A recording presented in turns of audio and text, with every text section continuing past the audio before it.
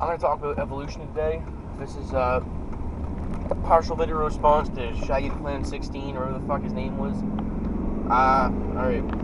Evolution or natural selection has no goal in mind. It's not goal-oriented. It doesn't see a means to the end. It just does. It just happens. So why you need hereditary for natural selection to take place. That doesn't mean it's Lamarckism. Traits that the organism acquires during its lifetime are not going to be passed on to the offspring. For example, I cut my arm off to have a kid. That doesn't mean my kid's going to be born with one less arm because I was an idiot and chopped mine off. It doesn't fucking work like that. So what happens is, don't fucking take this as scientific fact, because I'm just fucking starting to learn about evolution. So what happens is, the two organisms get together, they fuck, and they have an offspring. Now, mutation occurs, as in, one of the cells fucks up. It's only a little fuck up. Anything major usually results in the death of the organism, like an extra arm growing out. It doesn't happen as that. Things don't just fucking occur.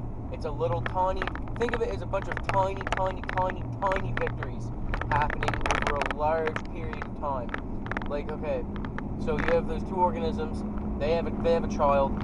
Let's say that child's forehead is a little bit less slanted than and I'm saying a little bit, like you wouldn't even notice it. If you could notice something, it's a big change. That's a big evolutionary change.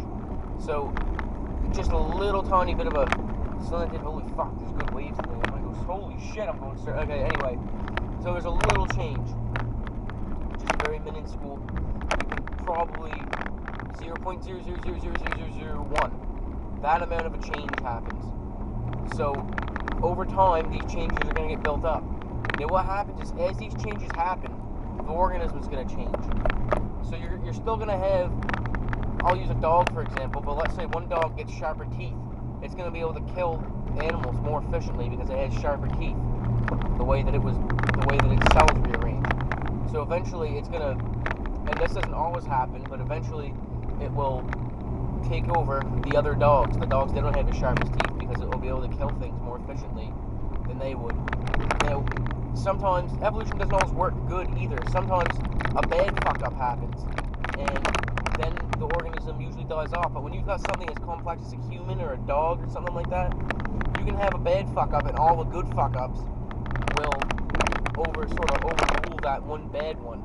So let's say I'm born with one less finger, my pinky finger's gone. I only got 3 fingers and a thumb. I'm still going to be able to live, but I mean, it's going to be a bit of an inconvenience. So that's just a very, very basic rundown of evolution. If you see anything wrong with what I've said, let me know, and I'll make another video correcting it.